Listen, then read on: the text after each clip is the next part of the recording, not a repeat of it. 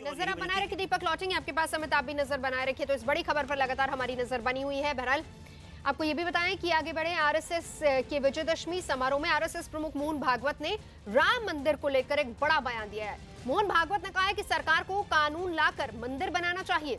भागवत ने राम मंदिर पर सरकार को आड़े हाथों लेते हुए दावा किया कि अगर राजनीति नहीं आती तो मंदिर कब का बन गया होता। राम मंदिर पर सरकार पर सवाल को लेकर उन्होंने कहा कि लोकतंत्र में ऐसा होता है। तो एक तरीके से मोहन भागवत ने लाइन दे दी है कि 2019 से पहले मंदिर की बात फिर से कही गई। सरकार भले ही अभी तक विकास की बात कर रही हो, लेकिन मोहन भागवत ने सीधे तौर पर कह दिया है कि आरएसएस भी चाहता है कि मंदिर बनना चाहिए।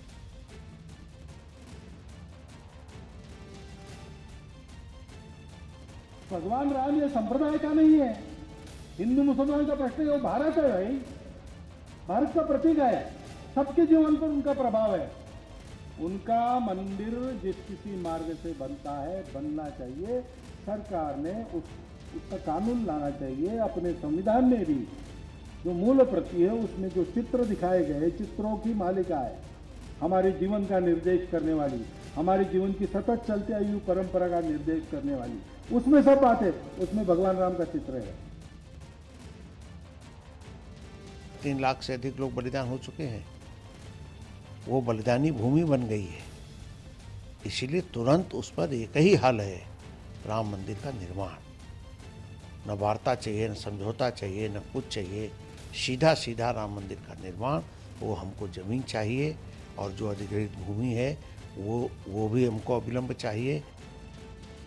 और इसी के साथ मोहन भागवत ने ये बात भी कही कि जनता एक दिन की राजा होती है और अगर जनता ने फैसला सुना दिया तो फिर 5 साल तक भुगतना भी पड़ सकता है। यानी एक तरीके से इशारा कर दिया है कि मंदिर जो एजेंडा पहले से था उस पर सरकार को काम करना चाहिए। हालांकि अभी तक यही बात सामने आती रही कि मामला क्योंकि कोर्ट में है।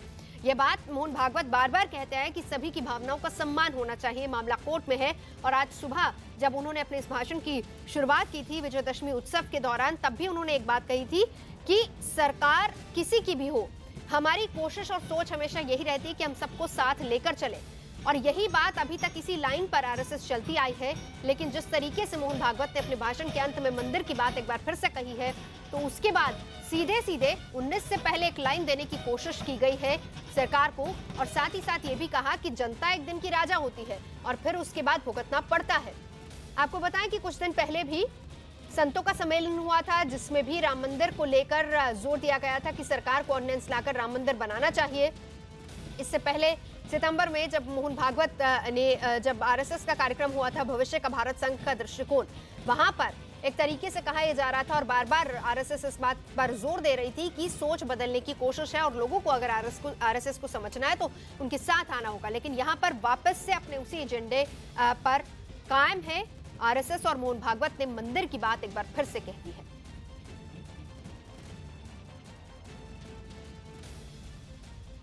प्रेम शुक्ला जी सिर्फ दिखावे की राजनीति करते हैं। अब देखिए, मुझे लगता है कि आदरणीय अखिलेश सिंह जी ने जो है सुबह सुबह राहुल मूत्र का पान कर लिया है, इसलिए नशे में है वो। देखिए मैं थोड़ा रोकना चाहूंगी यहाँ पर, थोड़ा आप शब्दों पर थोड़ा सा भाषा पर नियंत्रण रखेंगे तो सही रहेगा प्रेम शुक्ला जी, तब आप अपनी बात आके कंटिन्यू करें।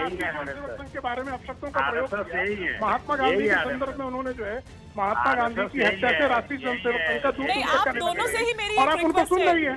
आप दोनों से ही गुजारिश है, अखिलेश जी से भी मेरी गुजारिश है और प्रेम शुक्ला जी आपसे भी गुजारिश है कि प्लीज आप थोड़ा सा भाषा पर नियंत्रण रखिए। पान करने का गुण जो है कमलनाथ जी ने बताया। आप बार बार शब्दों का प्रयोग कर रहे हैं प्रेम शुक्ला जी, आप दोनों से ही गुजारिश है मेरी कि भाषा पर नियंत्रण रखिए। आपने उनसे राम जन्मभूमि पर प्रश्न पूछा, राष्ट्रीय उसकी महत्वपूर्ण भूमिका रही है। और कांग्रेस के जो लोग दलाली करते थे विक्टोरिया सरकार की, जो लोग एडविना के आंचल में रहकर जो है, लेकिन आप इस चीज का जवाब दीजिए ना। अगर मोहन भागवत ये कह रहे हैं कि आज जनता, आज वोटर जो है अपने आप को ठगा महसूस कर रही है, मैंने उसका जवाब दिया। आपने अपने आप को ठगा महसूस कर रहे हैं जो मतदाता है। जनता को ठगने का काम कांग्रेस की, इसमें कोई संदेह नहीं है।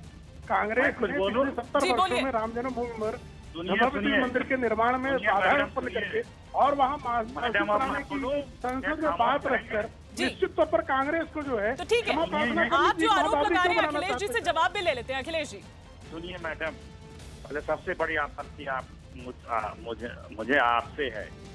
मैंने क्या बोला, क्या बोल रहे हैं आप दोनों लोग भाषा? अखिलेश जी, आप अपनी बात कंटिन्यू कीजिए। मैंने सिर्फ आप दोनों से ही ये कहा है कि भाषा पर नियंत्रण रखकर आप अपनी बात करें, बस।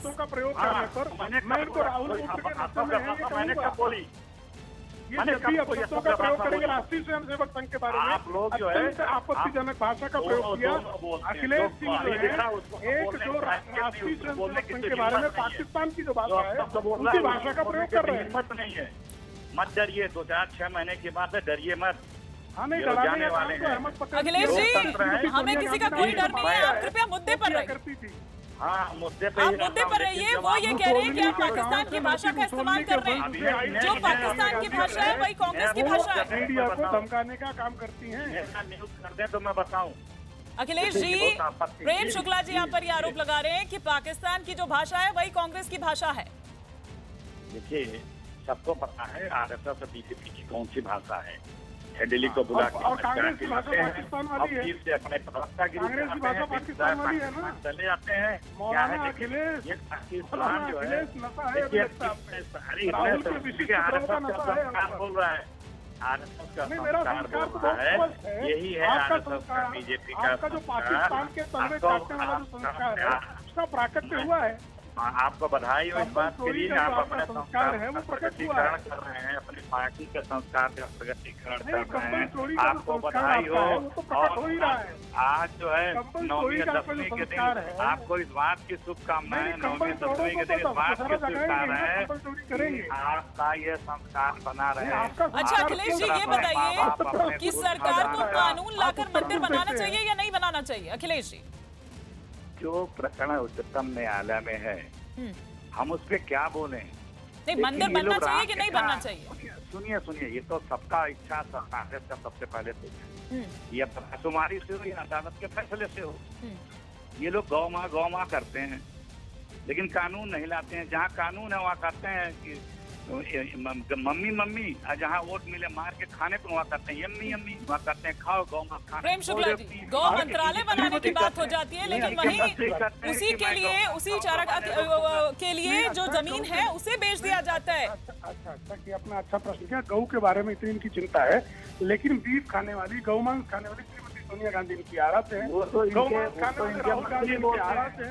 गौ मांस खाने राहुल गांधी गौ मांस खाते हैं और उनके चरण धोकर पीते हैं। तो गौ मांस खाने वाले जो है केरल में गाय काट कर जो है राजनीति प्रारंभ करते हैं। गाय काटने वाली गौकशी की राजनीति पर इनकी केरल की राजनीति चलती है। तो ये लोग अब सुन लीजिए ना, श्रीमती सोनिया गांधी गौ मांस खा रही कि नहीं? बोलते हैं श्रीमती सोनिया गांधी गौ मांस खाना पसंद हुआ कि नहीं? शुक्ला जी, राहुल गांधी गौ मांस खा रहे हैं और आजकल आज उनके चरण चाटते हैं। गौ मांस खाने वाले के चरण चाटने वाले। अच्छा हुआ कम से कम गौ मांस की आपको याद तो आई। ये पता है शुक्ला जी भी खाते हैं। नहीं, मेरे खानदान में तो कोई नहीं खाता, लेकिन राहुल गांधी गौ मांस खाते कि नहीं बताइए जरा। और राहुल गांधी गौ मांस खाते हैं, उनके चरण चाटते हैं आप? गौ मांस राहुल गांधी के चरण चाटने में आप स्वयं को। चलिए, शुक्रिया। आप निजी आरोप प्रत्यारोप लगाने में ज्यादा दिलचस्पी ले रहे हैं दोनों ही। आप शुक्रिया आप दोनों का ही इस तमाम बातचीत के लिए।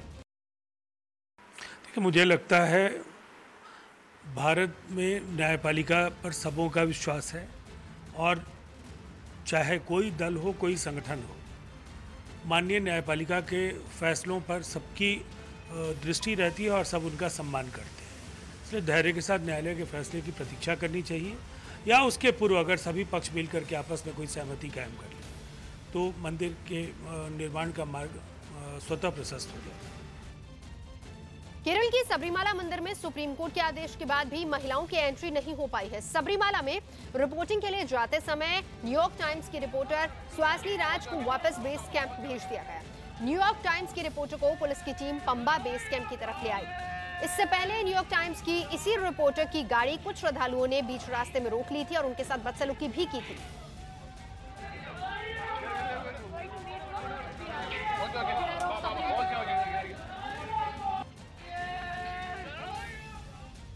सुप्रीम कोर्ट के आदेश के बावजूद केरल के सबरीमाला मंदिर में 10 से 50 साल तक की उम्र की महिलाओं की एंट्री नहीं हो पा रही है। सबरीमाला मंदिर के कपाट कल शाम को खुल गए थे, मगर महिलाओं को दर्शन करने के लिए नहीं जाने दिया जा रहा। और इसी बीच सबरीमाला संरक्षण समिति ने आज पूरे राज्य में 12 घंटे का बंद बुलाया है। बंद का असर साफ नजर भी आ रहा है। सड़कों पर वाहन नदारद है, जिस वजह से लोगों को दिक्कतें भी पेश आ रही हैं। और इसके अलावा कुछ जगहों पर हल्की हिंसा की भी खबरें मिल रही हैं। बंद को देखते हुए सबरीमाला में सुरक्षा के तगड़े इंतजाम किए गए हैं। कल सबरीमाला मंदिर में दर्शन के लिए जा रही महिलाओं को रास्ते में ही नीलाकल बेस कैंप पर ही रोक दिया गया था। और इस दौरान महिलाओं की एंट्री का विरोध कर रहे प्रदर्शनकारियों और पुलिस के बीच हिंसक झड़प भी हुई थी। पुलिस ने विरोध जता रहे अयप्पा भक्तों पर लाठीचार्ज किया। फिलहाल नीलाकल और पंबा समेत कई इलाकों में धारा 144 लागू है। Kochi, I came here by morning 7:15. I mean, now it's 8:30 now. I stuck up in the Hartal actually. There is no cars.